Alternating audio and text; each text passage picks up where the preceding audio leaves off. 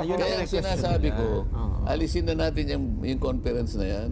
Ako at tuluyang hindi ako pumirma kasi natatakot ako sa mga blanco-blanco. Binasag na nga ni Congressman Marcoleta ang kanyang pananahimik sa issue sa Bicameral Committee Report kung saan ay sinabi nito na hindi dapat iniwang blanco ang mga appropriations dito, posible umanong magamit ito sa hindi magandang pamamaraan dahil sa kapabayaan ng mga ibang kongresista. Dagdag pa ni Congressman Marcoleta na napakahalaga na ma-review ang bicameral report dahil ito ang magiging basihan ng General Appropriations Act na pepirmahan ni Pangulong Marcos. Nanawagan naman ito sa mga mamamayan na tumindig at elekramo sa kataas-taasang hukuman ang mga nalaman sa national budget. Dagdag pa nito na dapat mapanagot ang mga gumawa ng ganitong hakbang dahil hindi ito isang kusing lamang, kundi kaban ng bayan ang nakasalalay rito. Dahil dito nakabase ang mga priority projects ng Administrasyong Marcos at ng iba pang departamento. Agad namang sinabi ni Congressman Marcoleta na pagkatapos maipasa ng Kongreso sa Bicameral Committee ay hindi na ito pwedeng pakialaman ng Senado dahil wala raw ito sa konstitusyon.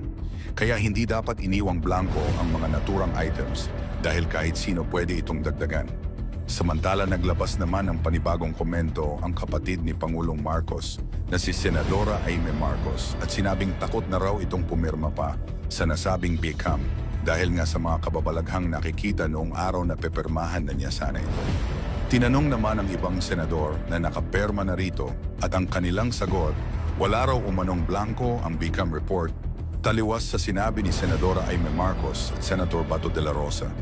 Isa rin hindi pumirma noon ay Senadora Riza Hontiveros na noon ay sinabi nitong hindi niya pinirmahan ang bicameral report dahil sa mga blanco nito. At ang lumalabas ngayon, wala siyang nakita ni isang blanco sa BICAM.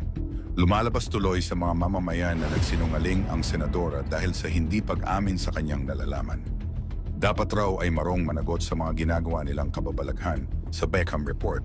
Ngayon tikong pa ang bibig ng mga membro ng Quad Committee na pinangungunahan ni Kongresista Ace Barbers, Representatives Quimbo at pangkasamahan nito. Ngayon ang hinihintay ng mga mamamayan ay ang pangalawang komento ni FPRRD dahil sa tinawag itong sinunggaling ni PBBM. Kaliwat kanan naman ang batikos na natatanggap ng administrasyon dahil sa mga issue na nagsisilabasan sa social media. Ano nga ba ang katotohanan sa likod nito? Hindi sa blanco pero sinulatan. Hindi na akda yun ng Kongres eh. Akda lamang kung sino yung gumawa. Naglagay. Kaya ang sinasabi ko, alisin na natin yung conference na yan. Kasi sa saligang batas, ang Senado, wala siyang kapamahalaan against the House of Representatives. Sinabi niya, but the Senate may propose or concur with amendments. Ibig sabihin, hindi mandatory. Mag-propose ka lang. Ibig sabihin, kung ayaw ng House, ito yung amin. May nakalagay sa Constitution, may propose ka lang eh. Hindi naman, sana nakalagay, but the Senate shall O kaya nga, yes, talaga, yun ang dahilan kung bakit umalma nga ako at tuluyang hindi ako pumirma kasi natatakot ako sa mga blanco-blanco at kulang-kulang na mga datos. Alam mo, dalawang magkaibang dokumento ang tinutukoy nila. Yung isa, yung BICAM report na talagang blanco at kulang-kulang ang datos. Yung isa naman, yung GAA, napuno na ng mga numbers. Kompleto na yon. Hindi naman siya blanco-blanco. Yung GAA mismo na napirma. And signed by the members. Ayan po, nakapirma ho lahat eh. This is a public document. Hindi natin pwedeng sabihin we are violating anything here. Pera lang naman ng Republika ng Pilipinas ang linalaman po nito. Bilyong-bilyong piso. Pirmado ho eh. Ayan po, pirmado. So this is the final bicameral conference committee report. Ito po yung nagiging basis ng General Appropriations Bill. GAB po GAB. Iba yung GAB, iba yung GAA. Pag ito po ay pinirmahan na, this will be reduced in its final form. Ang tawag po doon yung General Appropriations Bill. At yun po ay isusumiti na sa tanggapan ng Pangulo. At yun, whether pirmahan niya o hindi, pag pinirmahan po, doon lamang nagiging GAA, yung General Appropriations Act. Labanan po natin ang fake news. Yan ang sabi ng Malacanang. tulungan natin. Labanan ang fake news. Tulungan natin ang Malacanang. Tama naman ang Malacanang na labanan ng fake news. Talagang tulungan po natin sila. Wala pong nagsasabing blanco ang GAA.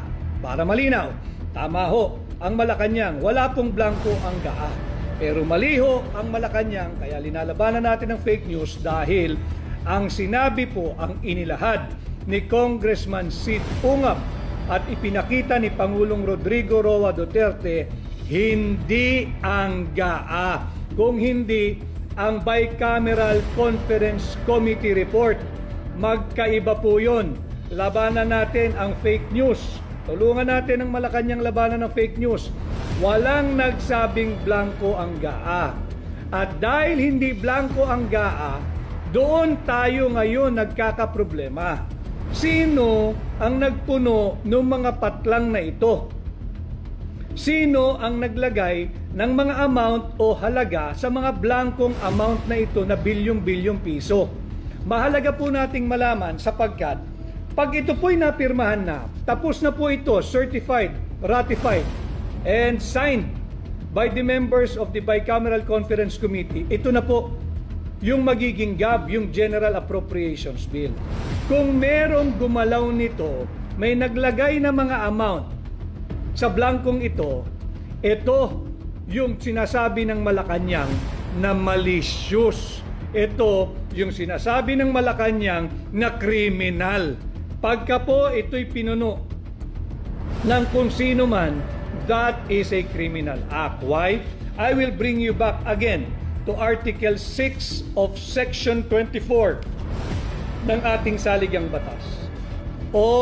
Lahat, appropriation, yung ating taunang budget, shall emanate exclusively sa House of Representatives. Ibig sabihin, tanging ang House of Representatives o mababang kamara ang pwedeng magpamula ng ating taunang budget. Tapos na ho eh. Ibig sabihin, lumabas na siya sa legislative mill. Ibig sabihin, lumabas na siya sa legislative process. Pag lumabas na sa legislative process, hindi mo na pwedeng galawin ito. Kahit presidente ka pa ng Republika ng Pilipinas. Bakit? Wala kang otoridad.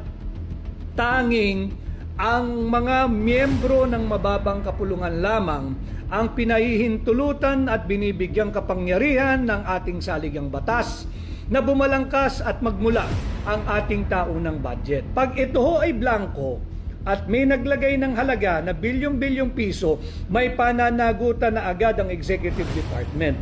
At kung ang GAA na sinasabi ng Malacanang na walang blanco, sino ang nagpuno ng mga blankong ito? Yan ang usapin.